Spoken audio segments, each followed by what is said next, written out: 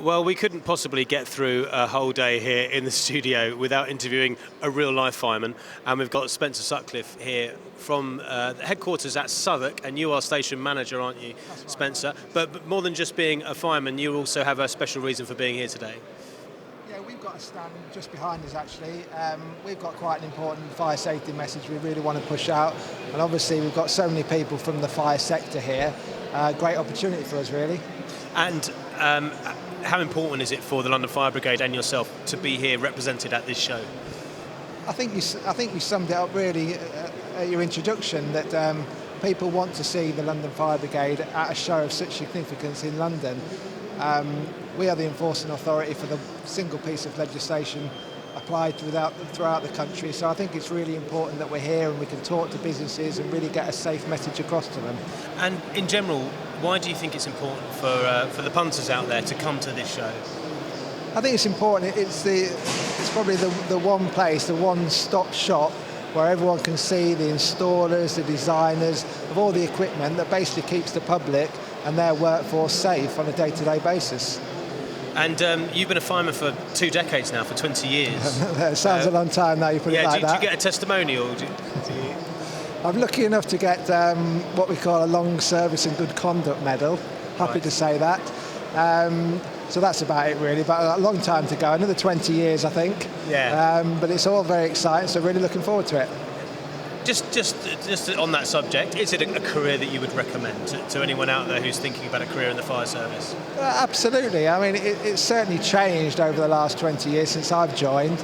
Don't get so many fires because we do such a good job in passing over that safety message and making sure people are safe, but we do lots of other really exciting, interesting work, so absolutely recommend it, yes. And in your experience, how often do you come across organisations, companies, big or small, who are flouting the regulations and still, in this day and age, still not doing enough? Yeah, clearly on a day-to-day basis, we come across a lot of companies that, whether it's complacency or they aren't particularly proactive, they're not making their premises as safe as they should be. And it's really important, starting from the very basic, to have a fire risk assessment in the premises, to assess what fire safety measures they've got, and they need to get them installed, of course. So yes, it is still happening on a regular basis. False fire alarms is still a massive issue. Yeah, so one of the main things that we'd like people to come and talk to us about at our stand is how to reduce false alarms. So one really important significant change this year, which came in on the 1st of January, is we're actually charging for false alarms now. Don't worry, it's not an instant thing. On the 10th false alarm that someone has, where a fire appliance actually attends, they will be charged a sum of money.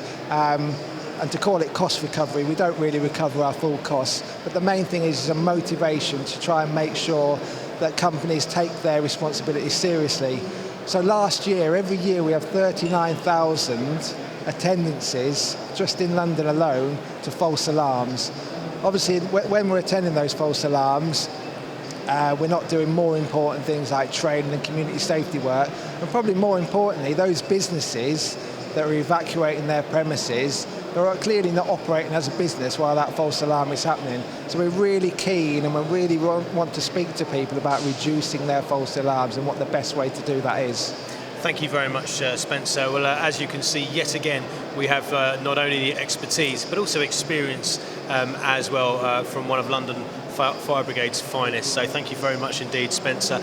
Do remember to follow us on Twitter at FireX, INTL, FireX International, and also to hashtag FireX as well. So thanks very much, Spencer. I'll let you get back to your stand. Thank you. But for now, here from the FireX studio, that's it from us.